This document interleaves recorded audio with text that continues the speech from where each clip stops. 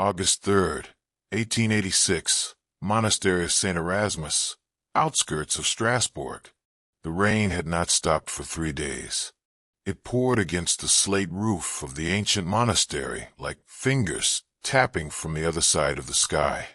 Wind slipped through broken glass panes and whispered down the halls like a penitent monk with secrets to confess.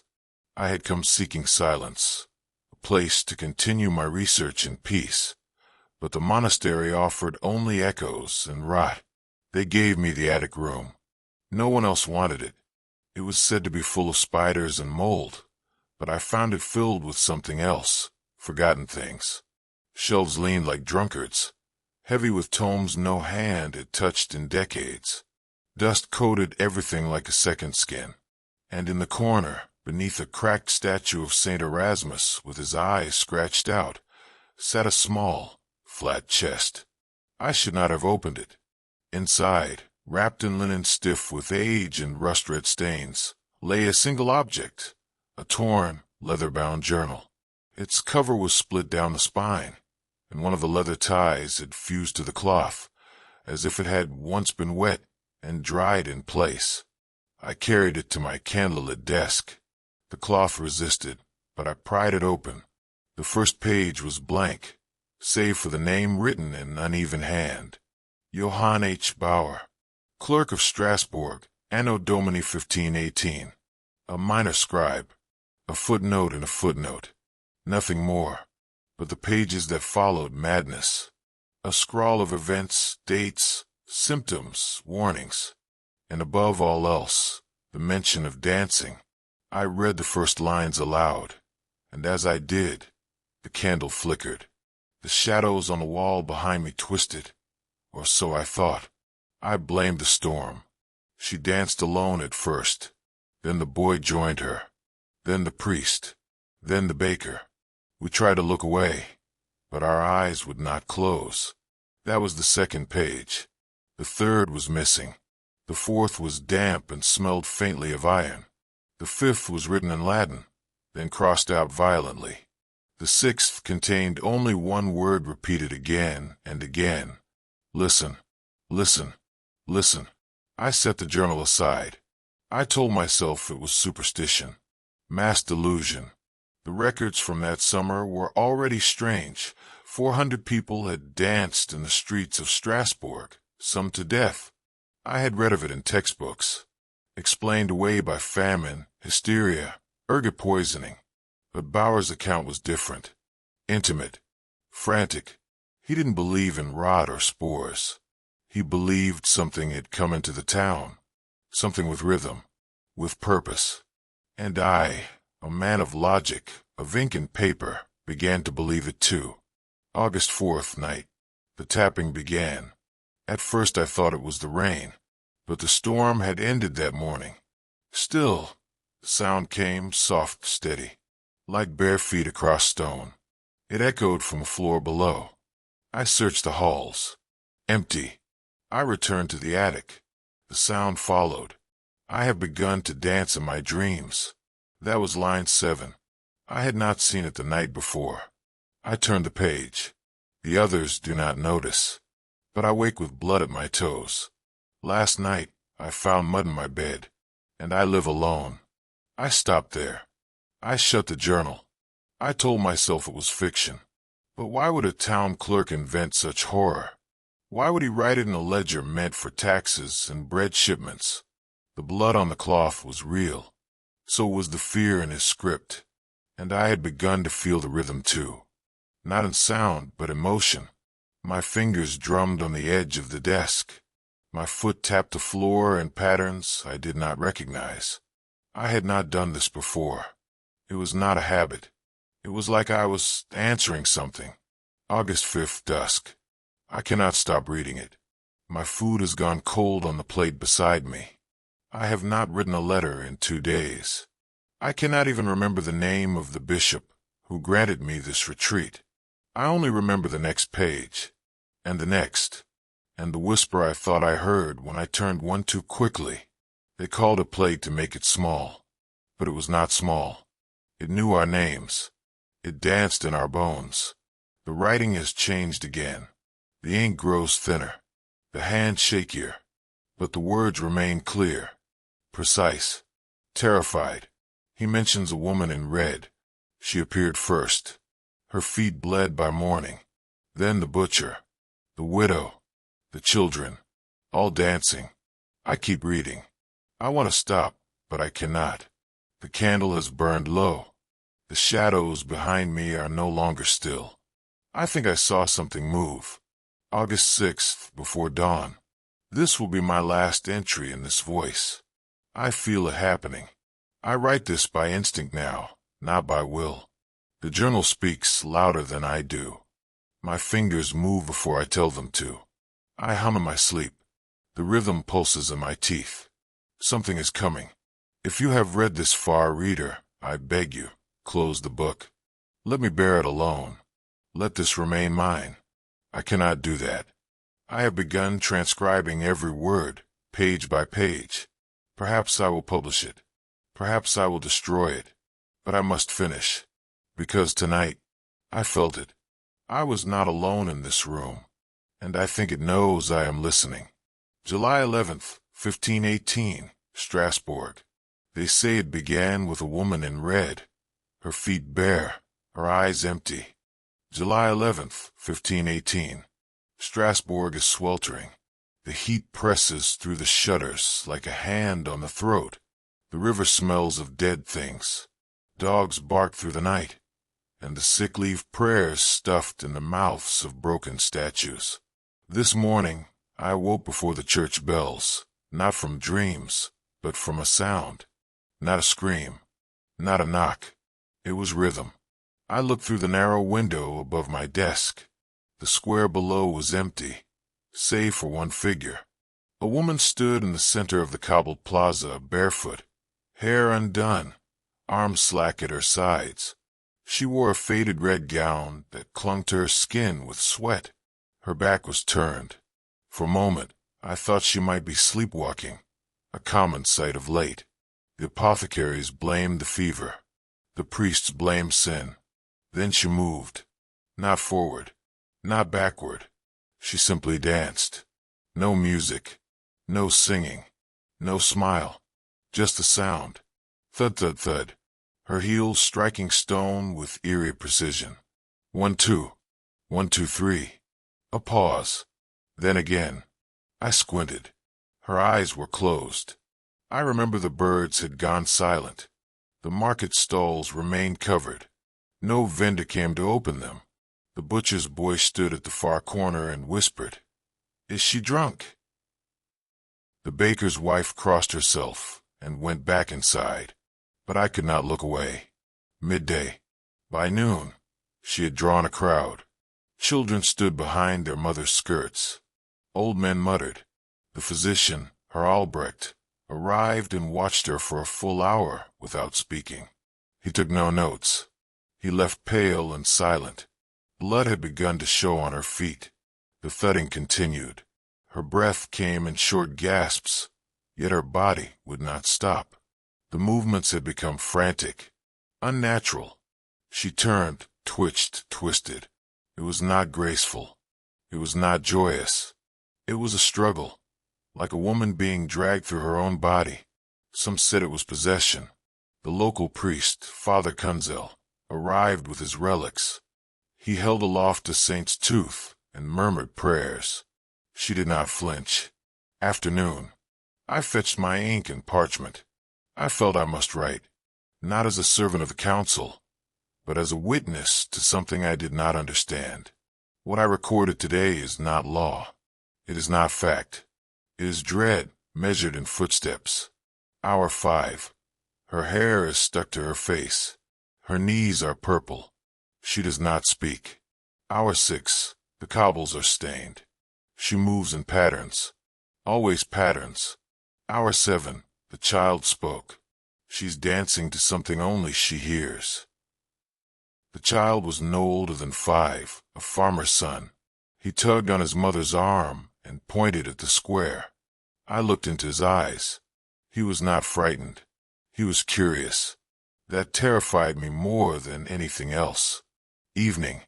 At sundown, she collapsed. Not gently. Her body folded mid-step and struck the stone like meat dropped from a hook. Gasps. Silence. Then, and only then, did someone approach. The tanner's apprentice knelt beside her.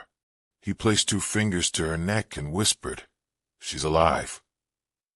The priest offered to carry her to the chapel, but when he touched her wrist, she jerked upright, eyes wide, feet bloodied, mouth open in a soundless cry.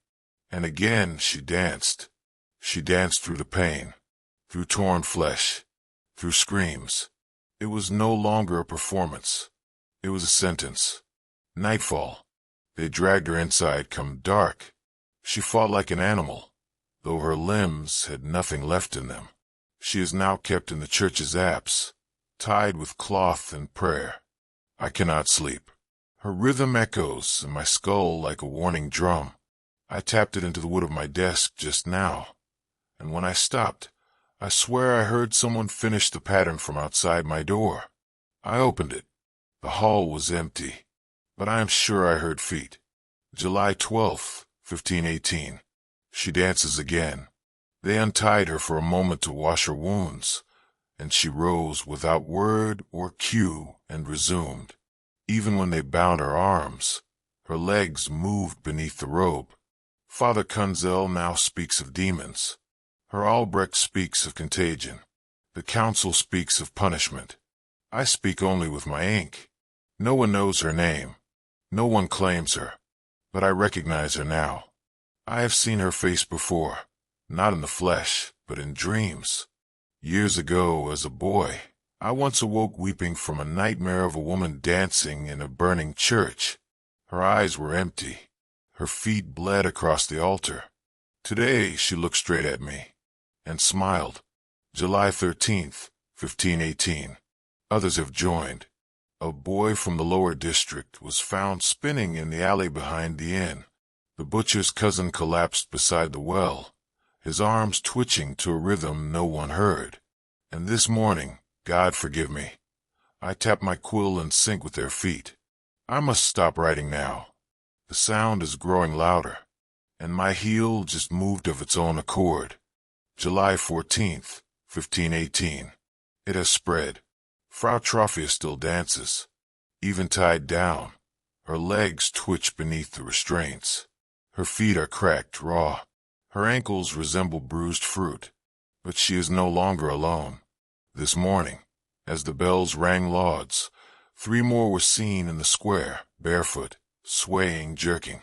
The butcher's son, the widow who sews linen by the bridge, and a soldier on leave, still wearing his cuirass. They move differently, not like Trophia's sharp, rhythmic thudding, but in looping convulsions, like puppets tugged by invisible hands. I wrote in my margin, as if strings were stitched through their spines. I watched from the window as the crowd gathered again. Some wept, some laughed, as if too frightened to cry. The physician muttered Latin and ordered wine poured over the dancers' heads. The priest beat his own back with a rod. The apothecary offered leeches. Nothing slowed them. July 15th. The square has become a stage. 12 dancers today. By midday 18. They move not to music, but to impulse. Their hands shake. Their necks snap as if resisting. Their eyes roll back like cattle at slaughter. A mother danced until her hips snapped. A child danced into the well and had to be pulled out by rope. She giggled the whole time. They do not sleep. When they fall, others rise. July 16th. The council is frightened. They do not say so, but I see it in how they avoid the square. They have paid musicians to play violins and drums near the dancers, claiming it may draw out the sickness like poison from a wound.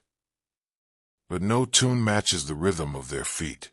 We have now lost the baker's apprentice, 2 of the nuns from the convent, and a clerk from the counting house.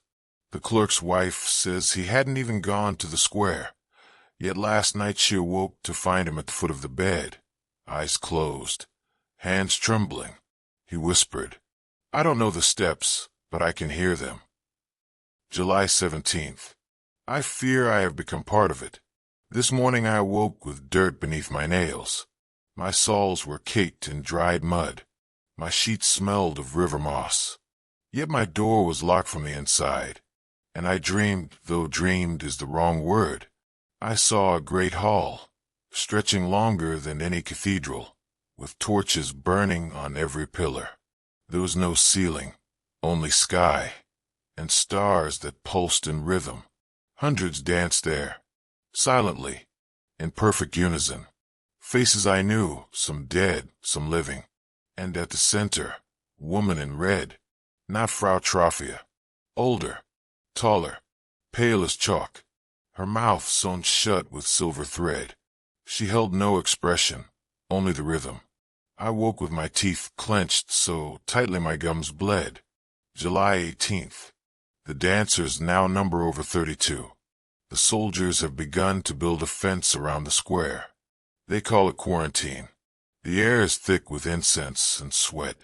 Rotting food lies in the street. No carts enter the market. Dogs howl at sundown. I swear one was found twitching its paws in sleep, as if it, too, dreamed of movement. The priest tells me this is judgment. For sin, for pride, for idleness, for joy. The physician calls it vapors, a gas from the earth. I call it contagion, but not of the body, of the soul. July 19th. I saw her again today, the woman in red from my dream. Only for a second, between two buildings. She stood still, watched me, then vanished. When I asked others, no one saw her. I found a red thread caught on the stone wall near my home. It smelled like old wax. July 20th. The worst has begun. Herr Albrecht, the physician, is among the dancers. He had scoffed, doubted, scorned, said it was theater, mass illusion. But tonight, he was found at the edge of the riverbank, arms flailing, head bobbing in rhythm, whispering. There beneath us, the roots, the rhythm comes through the roots. They dragged him back to his home. He kicked even as they carried him. And now I hear it, a pulsing, at the edge of sleep, like a drum in the marrow. For beats, then silence. For beats, then silence. It is not music. It is command. July 21st. People have begun to flee. They think they can outrun it. But the sound, the rhythm, it is not carried by wind or plague. It is within. A midwife from the south quarter was found collapsed outside the chapel. Her tongue had been bitten through. Her hands clenched into claws. Yet her legs moved still. I write by candlelight now in the attic, away from the windows, away from the square. But I cannot stop my toes. They twitch, even now. July 22nd. This morning, as mist clung to the cobblestones and bells tolled for morning mass, a figure appeared at the far end of the square. No one saw him arrive, and no one dared approach. He stood still as a statue beneath the dead oak by the ruined well, tall, faceless beneath a wide-brimmed crimson hat. His cloak hung like wet parchment, unmoving even in the breeze. In his gloved hands a violin, dark as dried blood, and he played.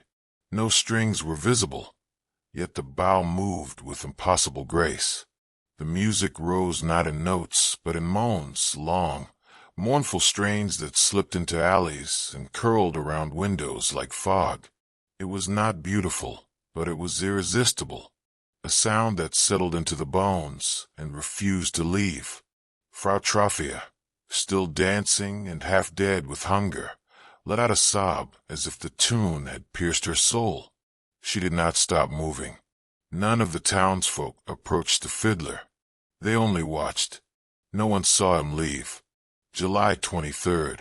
He returns each evening now, always at dusk, always beneath the dead oak, which no longer casts a shadow. His music starts low, barely audible, then swells as twilight deepens. People pretend not to listen, but they do. Children sway unconsciously. The apothecary's dog tilts its head and howls in rhythm. The butcher carved a perfect spiral into his thigh while humming the tune, eyes wide, unblinking. The priest calls the man a devil. The physician says he's a collective hallucination. The mayor insists no such man exists. But I see him. I watch from my window, and tonight I try to draw him. I needed to fix his form before it slipped from memory. But something is wrong with the ink. When I sketch his face, the lines slide away. The paper curls. When I draw his violin, the color darkens and will not dry.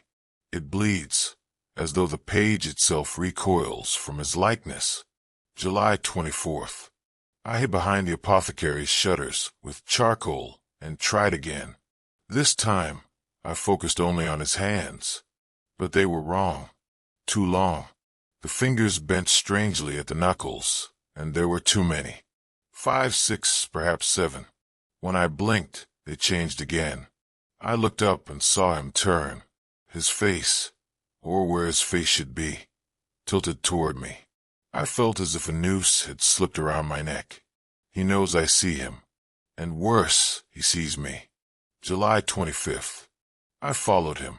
When his music ended, I slipped out and tracked the alleyways he vanished through. The streets were slick with rot, the air thick with incense from hastily performed exorcisms. He left no footprints. Yet the melody lingered ahead, not from the violin, but from the stones beneath my feet. They hummed softly, as if singing back. At last, I reached the cathedral. Its great door stood open, though no service was held tonight. Inside, he stood at the altar alone, bathed in shadow. He played for no one, and yet the walls echoed with unseen movement. Then he vanished. No flicker, no retreat. Simply gone, like a flame pinched between fingers. July 26th. Brother Matthias, the oldest monk in Strasbourg, agreed to speak with me. When I mentioned the fiddler, he paled, his cataract-veiled eyes growing distant. There was one like him before, he whispered, during the first plague of 49. A man in red played in the charnel pits. They said the corpses danced. He told me of a pact, whispered through centuries, a violin carved from the ribs of the penitent, strung with the hair of witches, a melody older than Christ. A man asked to be remembered forever, and the devil obliged. The deal, he said, was struck beneath the cathedral crypt, where no priest treads. July 27th. I returned to the cathedral. My torch flickered as I descended the stairs into the undercroft. The deeper I went, the older the stones became. Ancient, bearing symbols older than Latin. Spirals, eyes, circles of feet. At the final wall, I found carvings, a cloaked figure playing while men and women danced in agony. Beneath his feet, a signature, a single red rune, etched into the stone itself. There, too, was a brick doorway, rough, newer, a seal to something older than the church above it. I pressed my ear to the stone. Nothing, and yet I felt a beat. Not sound, a pulse, like breath waiting. July 28th. The music now comes even when he does not. A widow screamed that she heard the fiddler in her sleep, his tune seeping from her walls. A midwife whispered that it sounded like her mother's lullaby. A soldier claimed it reminded him of home, though he had no memory of melody in battle. The mayor, once defiant, now sits at his desk and taps in rhythm, unaware. I watched his foot twitch beneath his robes. I fear the fiddler is no longer a visitor. He is a symptom, a permission. Those who have not danced now sway. Those who have not heard now hum. The city itself is listening. July 29th. Blood stained my pillow this morning. From my ears. Even when I plug them with wax, I hear him. In dreams. In silence. When I blink, I see his hat just beyond lamplight. When I turn, he vanishes, but the feeling remains, like someone standing just behind me. Tonight, he stood in the square again. The dancers gathered. More than before. Hundreds now. Young, old, sick, mad. They moved in unison, like marionettes tied to an invisible rhythm. I saw the blacksmith's wife collapse. Her legs kicked even in death. I watched as the fiddler moved among them. He touched no one, spoke nothing, but wherever he passed, dancers quickened and smiles cracked open bleeding lips. I returned home and locked every door. Yet even now, as I write, I hear the creak of leather outside my window, a faint sob, a bow drawn slowly across strings that don't exist. And worst of all, I find my own foot tapping against the floor. Not wildly, not yet, but in time. July 30th. The rhythm has changed. Once the dancers moved like reeds in a current, fluid, sorrowful, dazed. But now the dance is brutal. No longer merely relentless. It has turned violent, ecstatic, frenzied. Limbs jerk at unnatural angles. Elbows crack like dry branches. Necks twist too far. The human form does not belong to itself anymore. Today, I saw a mother collapse in the square, her child still in her arms. The infant, no more than a few months old, began to shake, then twist, then kick with force enough to split its swaddling. Its eyes rolled white as its tiny feet battered the stones, following some dark rhythm etched in flesh. It died as it danced, still twitching. The mother lay dead beneath it, lips locked in a scream that never reached sound. Behind them, 3 men twirled until their knees snapped sideways. July 31st. A fire broke out near the gray market. No one is certain how. Some say it was lit on purpose by a priest who saw dancers creeping through the night. Others claim it came from the torches of those trying to purify the streets. The blaze devoured 6 homes. No one attempted to stop it. Instead, people stood at a distance, swaying to the sound of burning wood as if it were a hymn. I spoke with Father René, who weeps daily now. The holy words slipped from my tongue, he said. They dissolve like mist. He tried to bless the square. His crucifix broke in his hands. Not cracked, shattered, as if repelled. He asked me to pray with him, but I could not. My mouth moved, but I heard no voice. Only the faint echo of a bow across strings, far beneath my own breath. August 1st. The bells no longer ring in time. They toll on their own, too fast, too slow, sometimes backwards. The tower sways when they do, though no wind blows. People have stopped counting hours. Time itself feels unmoored, as if the city floats between ticks of a broken clock. My candle burns unevenly. My ink flows faster. My own heartbeat feels irregular. I write with a shaking hand, fearing the day I cannot stop it from writing by itself. August 2nd. I met her today. Her name is Sister Agnes, a novitiate from the convent on the northern ridge. She found me in the cathedral library, where I had fallen asleep at my desk, surrounded by the bishop's forgotten manuscripts. My hands were black with ink, my dreams thick with spinning faces. She spoke in a quiet, fractured tone, as if every word had to be lifted from another world. Her skin is pale. Her eyes never quite focus. But when she speaks, the air tightens. Even the shadows lean in. I see what lies beneath, she told me. I asked her what she meant. She said there is a wheel beneath the city, great and burning, and it turns in time with the music. There are mouths in the stone, she whispered. They speak in rhythm. They feed on movement.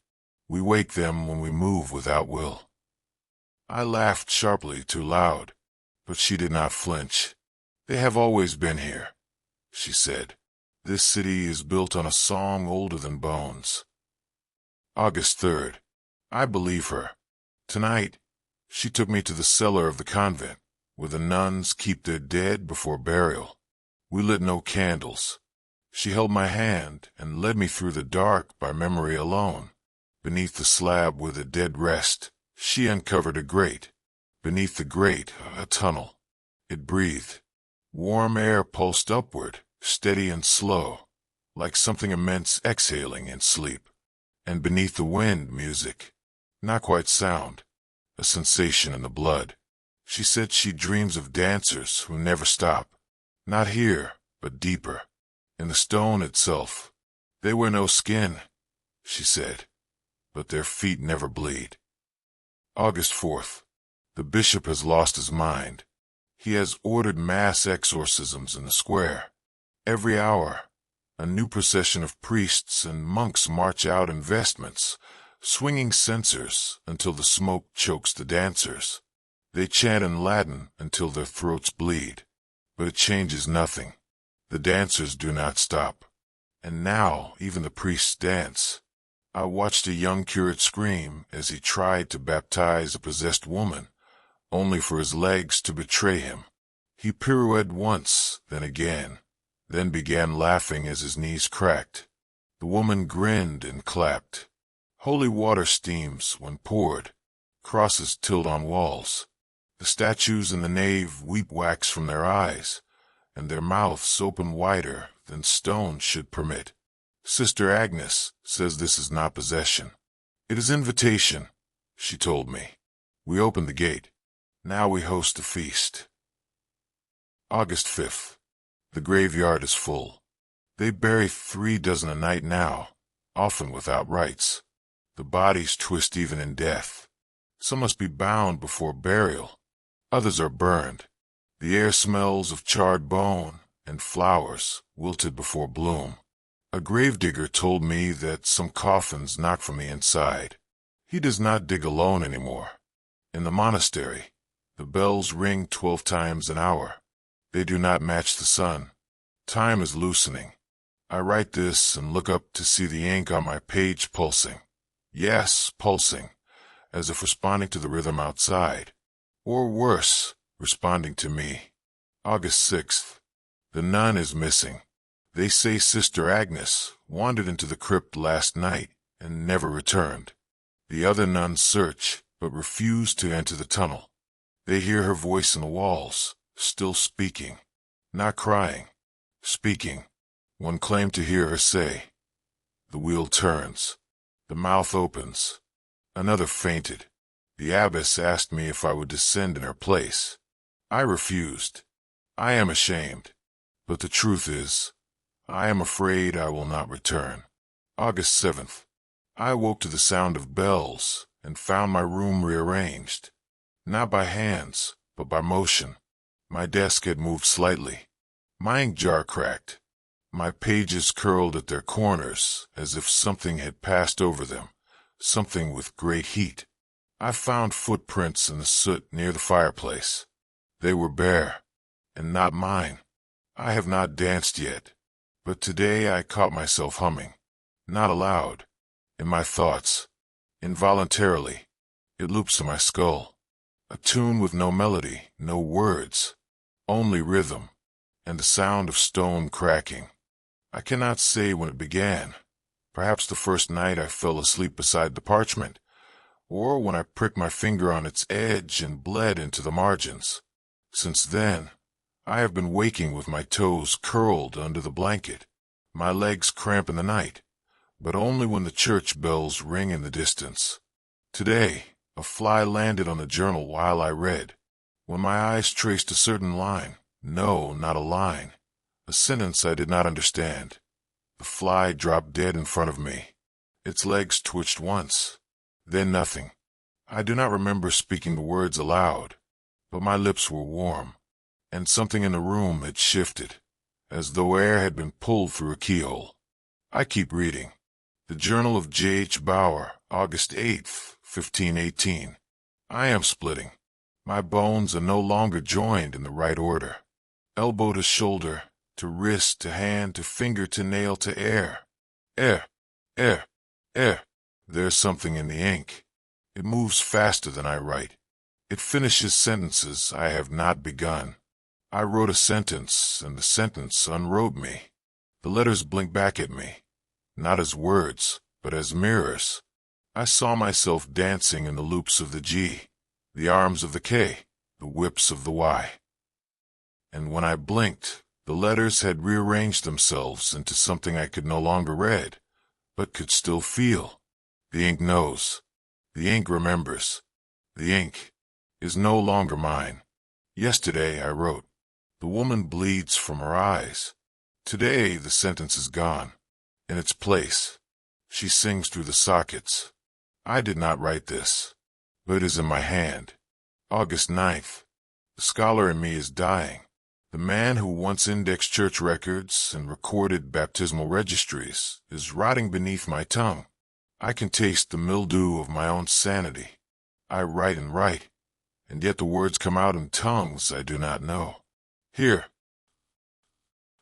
I do not know these letters, but my hand does. My fingers remember what my mind has lost. Today I spoke one of them aloud, soft, like prayer, like apology.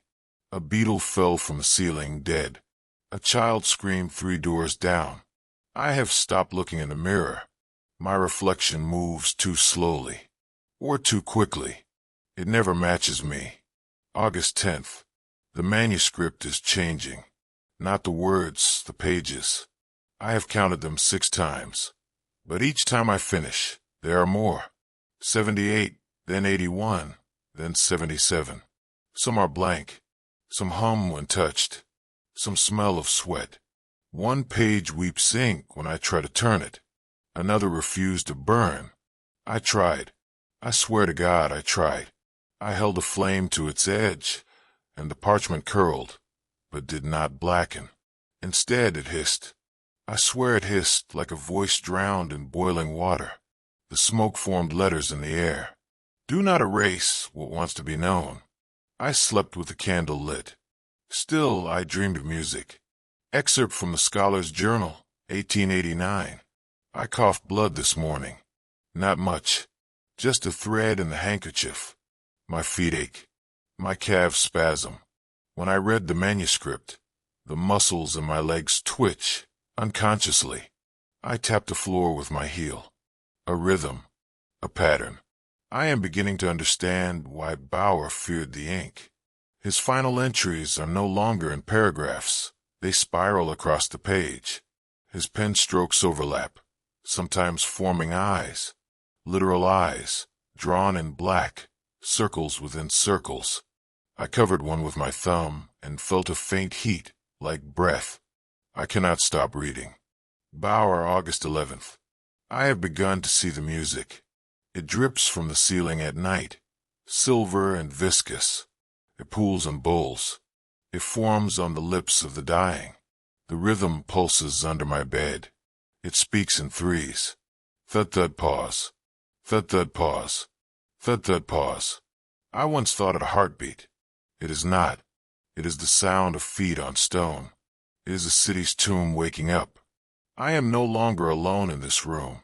There is something in the inkpot. Not metaphor. Not madness. Something else. When I dip my pen, I feel it resist. Sometimes the tip vanishes. Sometimes it reappears stained with color I did not mix. Dark green. Wet brown. Something close to blood, but not. I write it down anyway. The words want to exist. Even if I do not. August 12th. Sister Agnes appeared again, though I had not called her. She was in my room, standing in the corner, barefoot. Her habit was soaked.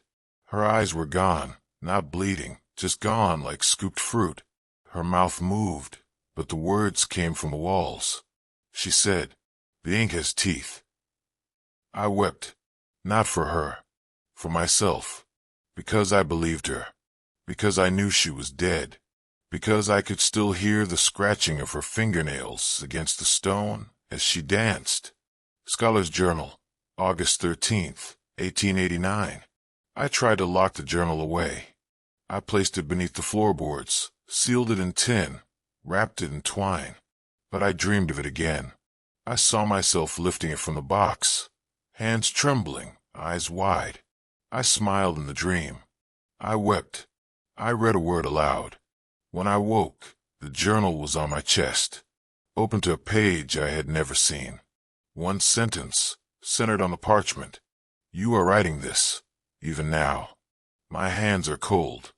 I have not danced yet, but I feel the ink in my blood, and it moves. They have built a stage, not for celebration, not for theater, for containment. I watched them hammer the beams beneath the gray dawn, sweating and muttering prayers. The bishop stood among them, whispering psalms. Soldiers lashed rope between the posts. The air was thick with rot and incense, but still they worked. They called it mercy. A stage wide enough to hold 100 cursed souls, raised on the cobblestones near the church square. They say if the dancers are allowed to release their fever, it might pass. They say it is the body burning itself out.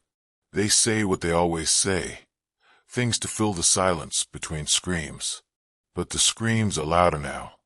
I watched them come, the afflicted. Some came writhing, arms twitching as if plucked by invisible strings. Others came calmly, as if summoned in a dream. The baker's daughter, the magistrate's nephew, one of the bell ringers, a girl whose name I never learned, mouthful of blood from where she bit her own tongue. Over 100 souls. They stepped onto the platform without resistance, and they danced. August 15th. It has been one day. The stage is no longer wood. It is red, glossed with sweat and blood, varnished with the skin of torn souls. The beams creak under the weight of the writhing mass. Limbs beat against each other in tempo. Eyes roll into skulls. Bones snap like firewood beneath the rhythm. The priests keep their distance now. The bishop has not been seen since the 3rd hour, but I have seen the fiddler. He stands near the edge of the stage, not upon it, never, his shadow long even at noon. He holds the violin beneath his chin, but no music comes from it, not that I can hear. Yet every dancer jerks in sync when he moves the bow. He is tall, too tall. His face is stitched shut, not masked, not scarred, but sewn. Thread the color of dried blood seals his lips into a permanent silence. I sketched him. The ink ran. My hand cramped. When I finished, the paper tore itself down the center. August 16th. 3 dancers fell today and did not rise. They were not dead when they dropped, just broken. Legs twisted, spines buckled, feet pointing the wrong way. And yet their hands still twitched. Their fingers moved in time. A woman with her back snapped and half-clapped in rhythm until her knuckles bled. The crowd no longer watches. The square has emptied. Only I remain. And him. He watches me. The fiddler. Though his eyes are hollow, stitched like his mouth, I feel them follow my movements. When I shift my seat, he tilts his head. When I blink, he lifts his bow. When I write, he seems to pause, as if waiting for the ink to dry. And still, I do not know what he is. From the Scholar's Journal, 1889. I dreamed of the stage last night. Not read about. Dreamed. I stood at the edge of a vast wooden platform, slick with some dark fluid. I could hear a heartbeat. No, not mine, beneath the boards. When I stepped forward, the planks pulsed underfoot like flesh. The dancers turned to look at me. They had no faces, only pages. Their heads were manuscripts. Words shifted over their skin like crawling insects. One pointed at me. Another opened her mouth and screamed ink. I woke with my pillow soaked, not in sweat, in black. Bower, August 17th. I confronted him, the fiddler. I approached at twilight, when the dancers slowed into something like exhaustion. The sky was rust-colored, the sun an infected eye. He did not move when I climbed the steps to the stage, nor when I crossed toward him. He smelled of iron and ash. I asked him what he wanted. He did not speak. He raised his bow, and the world went black. I did not know how long I was gone. When I awoke, I was on the stage. My feet were moving. My arms followed. My hips twisted in time. I was dancing, and yet I could feel every word inside me screaming no. I wrote while I moved. This journal lies before me, open on the edge of the stage. I dip my quill between steps. I write between beats. My handwriting is jerking, slanted, twisted like my own limbs. I cannot stop. My body is no longer mine. The rhythm controls me. It surges through my spine like lightning. My toes bleed, and still they dance. My knees ache, and still they bend. I write this not from strength, but from terror, the fear that if I stop writing, I will lose the last part of myself that remains. I look to the fiddler. He is not playing. He watches, always watches. August 18th. I have seen what lies beneath the stage. During a moment of clarity, a flicker between steps, I dropped my pen. It rolled off the platform and fell through a gap in the boards. When I looked down, I saw it. A shape, vast, circular, turning slowly, not made of wood or stone, made of people, a wheel of bodies, dancers fused together, arms locked, legs intertwined, spinning in silence, faces stretched in agony and joy, as if caught in the moment between ecstasy and death. It is the thing Sister Agnes spoke of, the burning wheel. It spins beneath us all. Scholar's Journal, 1889. I found myself humming today. A melody I do not recognize. My legs tapped to its rhythm. My hand moved across the page before I meant to write. When I stopped, this sentence had appeared. The wheel does not sleep. I did not write that. But the ink is dry. Bower, August 19th. My hands are beginning to blister from the quill. The ink eats through the cuts. I no longer write from memory. I write to hold myself here, on the edge of this cursed platform, between movement and stillness, between self and string.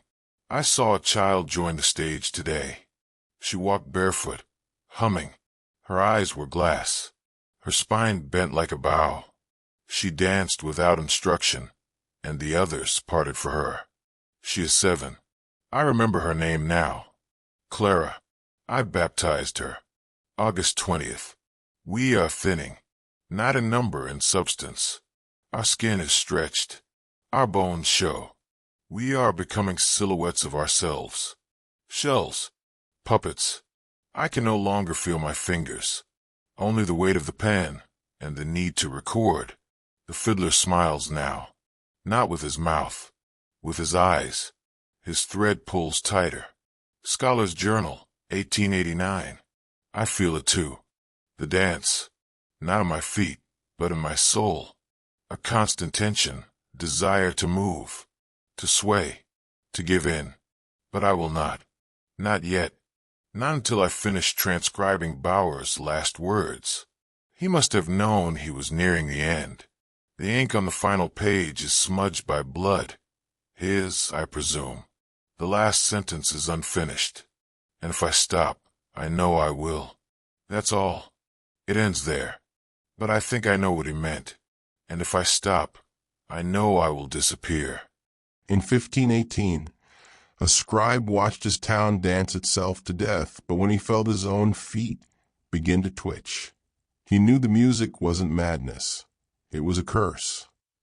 From the Journal of J.H. Bower, August 21st, 1518. I hear the stone groan. Each morning as I pass the Strasbourg Cathedral, I feel it, a pressure beneath my feet, as if something breathes below the flagstones. The bells ring late now. The chimes falter. A crack has split the southern wall, and water seeps from it even in dry weather.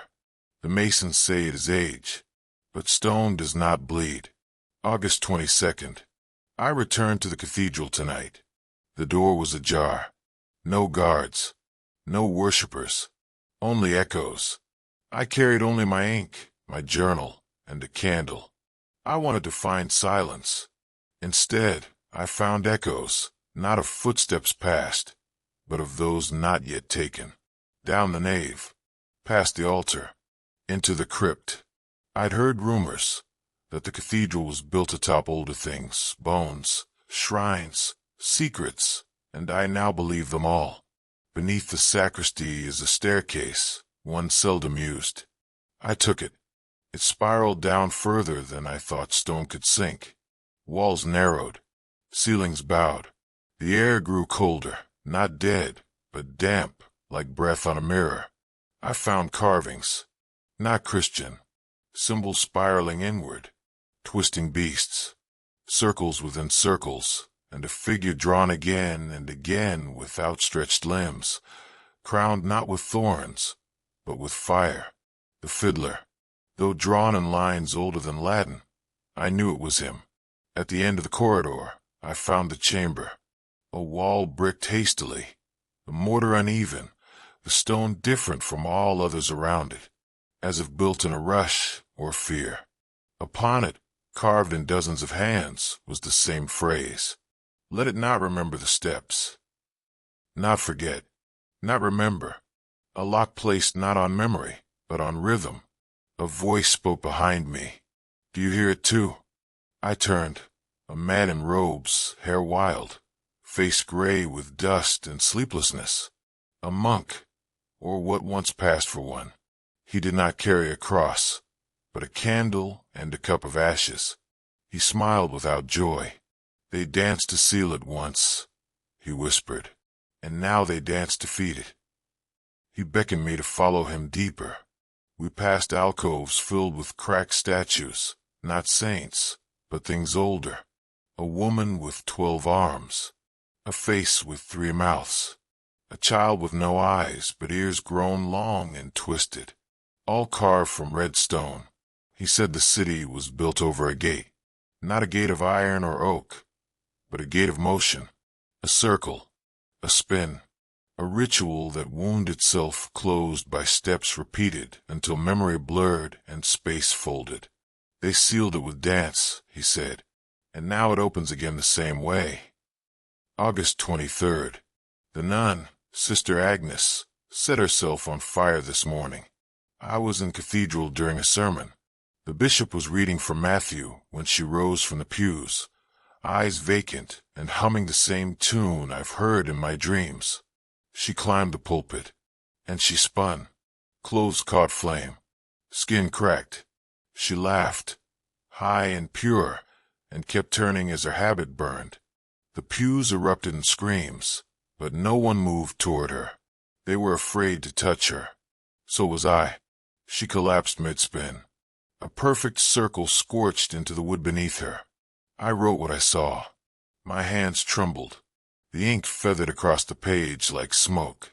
When I blinked, the words had rearranged themselves. I saw them, in my own handwriting.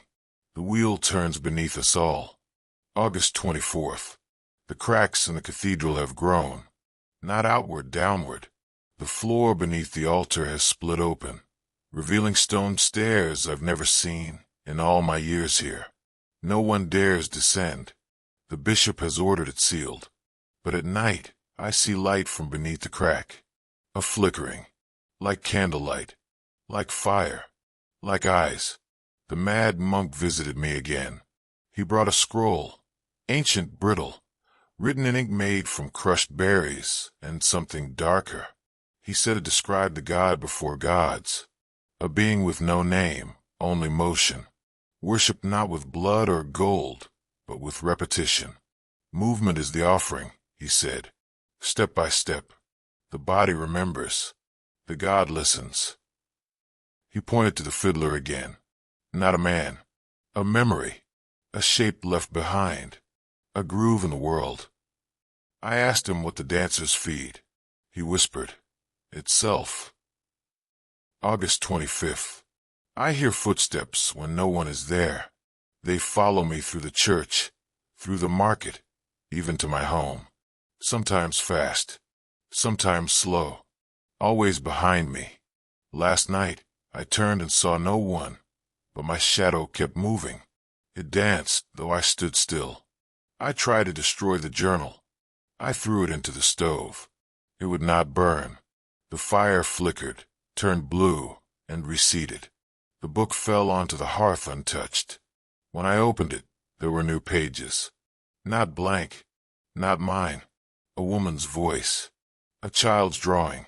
The shape of a foot pressed into the paper like ash. It's growing. It's writing itself. Scholar's Journal, 1889. The manuscript has changed. When I first opened it weeks ago, it was a collection of loose, yellowed pages. But now bound. Neatly. Tightly. The thread that binds it is dark and coarse. Not string. Not sinew. Hair. I cannot stop reading. Even when I sleep, I dream of reading. Even when I eat, I turn pages in my mind. I fear I am nearing the point of no return, where the reader becomes the text. I found a sentence today I don't recall writing. He is watching from behind the letters. Bower, August 26th. I went below again, into the crack. The cathedral groaned around me. The stone split like skin. The stairs bled rust. At the bottom, a chamber of silence. So quiet I could hear my own blood move. I stepped forward. My candle flickered, though there was no breeze. In the center of the room, a circle drawn in salt, and within it, the fiddler. Not a man, not even flesh. He shimmered like heat. His form shifted, once a man, then a beast, then a mirror of myself. He did not play. He waited. Around him, words floated in the air. Not written, not spoken, remembered. They drifted like smoke. Verses from songs never sung. Chants from tongues no longer known. Steps mapped into air like muscle memory. He feeds on rhythm, on repetition, on madness made ritual. He reached toward me, not with hand, with sound. The room began to pulse. My heart beat in sync. I tried to step back, but my foot moved forward. I felt my lips begin to hum. I bit my tongue to stop it. Blood broke the rhythm, and the fiddler vanished. August 27th. I know now what must be done. The dance must be ended, not allowed to burn itself out, not contained, broken, but I do not yet know how. If he is memory, then perhaps forgetting him is death. If he is rhythm, then silence is a weapon. If he is a god, then perhaps even gods can be starved. The city will not listen to me. The priests hide in cellars. The soldiers beat dancers until their own arms twitch. The stage still stands, slick with the fluids of the living and the dead. The fiddler watches. The wheel turns. The cracks widen. I will go back below one more time. I will write what I see. If these pages survive, let them warn whoever finds them. Rhythm is power. Repetition is prayer.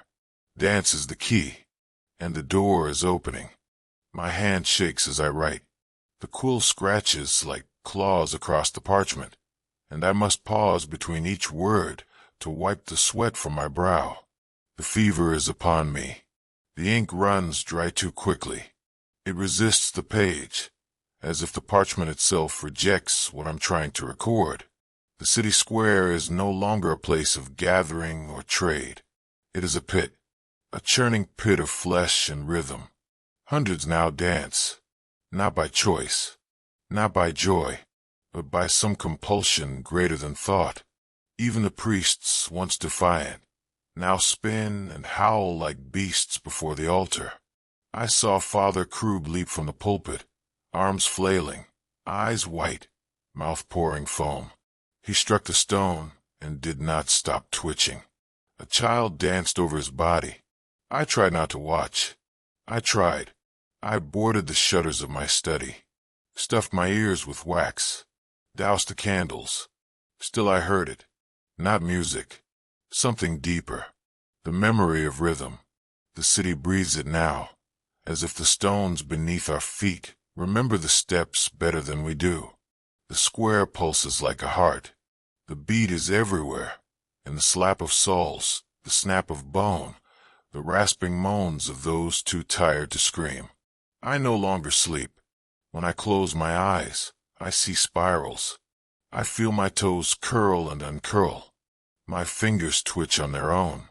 The ink stains on my desk look like footprints. The parchment warps in the corners, curling into crescents like dancing feet. I find black dust in my sheets, as if ash falls from my skin in the night. The nun returned to me last night, her face blistered, her eyes bloodshot. She did not knock. She simply walked in and collapsed on the floor, spinning on her knees like a broken doll. "He is calling them home," she whispered. "He calls them by name. The notes are names. The rhythm is scripture." I asked who. She smiled. Her teeth were gone. Her gums bled in time to the beat. The fiddler. He stands now at the highest point of the city, the bell tower of the cathedral. Every night, his bow draws across a violin that cannot be seen, and the soundless music calls out. People rise from their beds as if summoned. Children sleepwalk into the streets. Dogs howl and collapse in fits. Rats flee the alleys. And still the people dance. The square is packed shoulder to shoulder, more than I've ever seen. Dancers crawl over one another, exhausted, broken. Bones jet from shins. Teeth scatter like dice. And still they move. Even animals now convulse in rhythm. Horses buck and collapse. Chickens flap in endless circles until they die. I saw a dog pirouette, tongue dangling, eyes blind. It danced into the river and never came up. Last night, the bishop burst into flame mid-sermon. He flailed in place, burning like a torch, yet he spun even as he died. No one helped. They only danced faster. I hear my name in the rhythm. It comes between the beats. It pulses like a whisper against my skull. I asked the mirror if it was true. The mirror smiled. Tonight I go to the cathedral. Later, still Bower. The bells no longer ring. They shudder. The ropes have rotted through from blood and sweat. The wood beams groan as if they resent the weight of music. I climb slowly, knife in hand, dragging myself up the spiral stairs. The air grew thick with incense and something else. Coppery rot. Every step felt heavier than the last.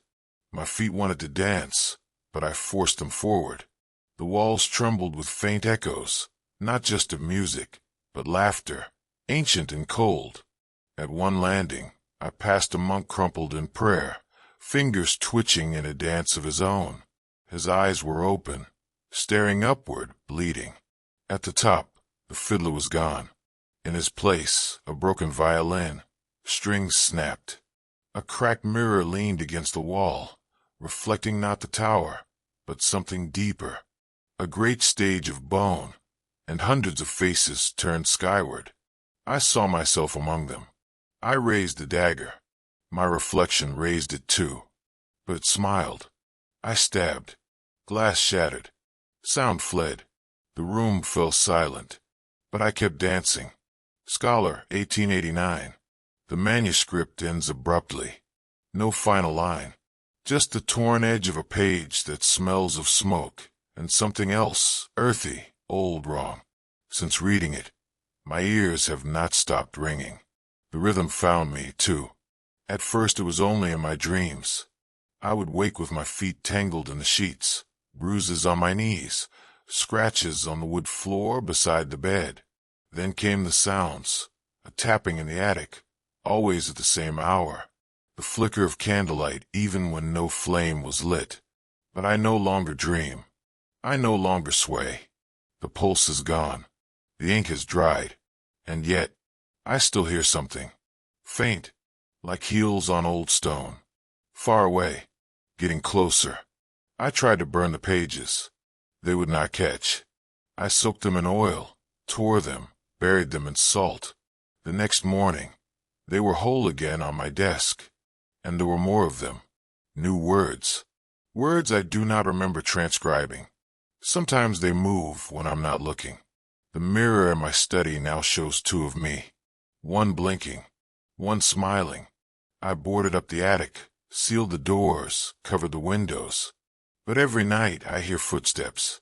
First above me, then behind the walls.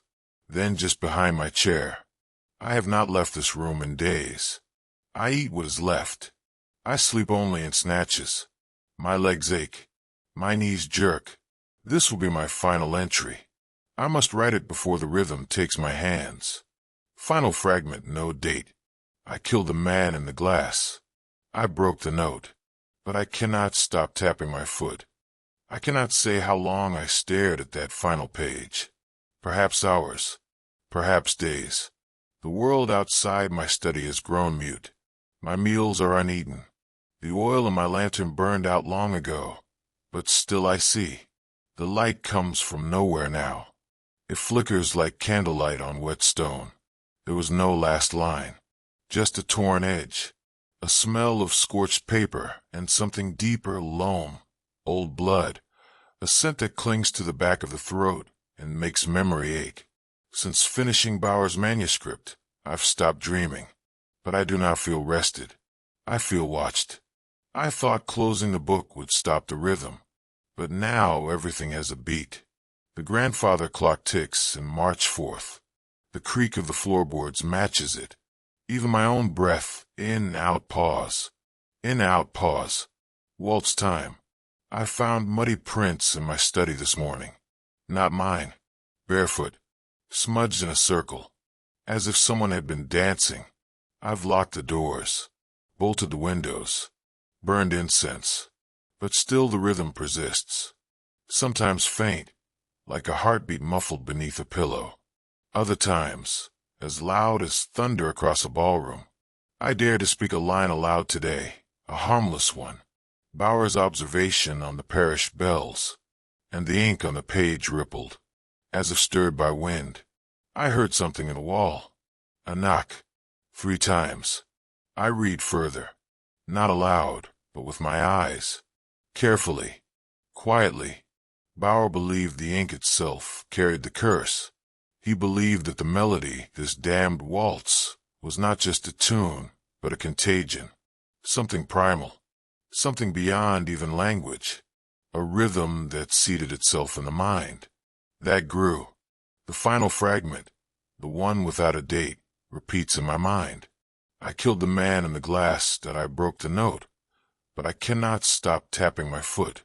I understand now. The reflection was not himself. It was the rhythm wearing his face. The fiddler, the melody, the curse, they are all the same thing. A memory that feeds, that finds a host, that waits. Last night, I dreamed I was back in a monastery, but not in the attic. In the crypts, there were no bodies, just shoes. Thousands of worn, rotting shoes, some still warm, and above them, a violin played, though I saw no hands. I woke to find my feet black with soot, and sore. I must destroy the manuscript, but I cannot. Every time I approach it with flame, my hand trembles, my vision blurs. The ink glistens like fresh blood, and I feel it, the pull, the rhythm coaxing me to read, to speak, to tap, to move. I've tried to write to colleagues, to warn them, but the letters blur. The words rearrange themselves into rhyme, into cadence, into waltz. 3 steps right, 3 steps left, 1 step back. Begin again. The pattern etches itself behind my eyes. I keep photo of my wife by the desk. She died years ago. Cholera. We used to dance before the illness. When I miss her most, I can almost feel her hand in mine again. The music knows this. It uses this. Last night, I thought I heard her voice. Laughing. My housekeeper, Marie, stopped coming 2 days ago. I found her shawl outside my door, neatly folded. It smelled of rose water and sweat. There were footprints around it, small, bare, circling. No sign of Marie. My neighbors no longer greet me. One stares from his upstairs window and mouths something I cannot hear. Another nails cloth over his door. I understand. They sense it too. The manuscript must go. But I must finish it first. Later, no date. I have begun to copy it. Not for preservation. No, God forbid. but for containment, to trap it, to bind it in new pages, clean pages, pages untainted by Bauer's blood and sweat. But the more I copy, the less I recognize my own handwriting. It slants now, jagged, hungry, and sometimes I do not recall writing at all. I wake with ink-stained fingers and fresh paragraphs completed, paragraphs in languages I do not know. I have not eaten in 4 days. My legs ache. My calves twitch constantly. Sometimes I find myself standing without realizing, toes pointed, heels lifted, as if ready to move. I saw my reflection in the window last night. It grinned, and behind it in the glass, someone moved. A silhouette, tall, hat wide, bow raised. The fiddler. He has crossed over. Or perhaps he never left. The melody grows stronger when I sleep, when I resist, when I do not dance. But when I give in, when I sway, gently, subtly it quiets. It waits. I understand now what Bauer meant. The curse is not in the manuscript. It is the manuscript. It writes itself into the mind, then the body, then the world. It makes dancers of us all. Even now, as I scrawl these words, I feel the pulse in my heel, the need to lift, to turn, to spin. I must end this. Final letter, found near the ruins of the study. To whomsoever finds this, do not read it aloud. Dio not hum its tune. Dio not remember the melody. Burn these pages. Scatter the ash in running water. Seal your ears and your mouth. If you feel the urge to sway, fight it. If you hear footsteps where none should be, flee. If you see a man in red with a violin, it is already too late.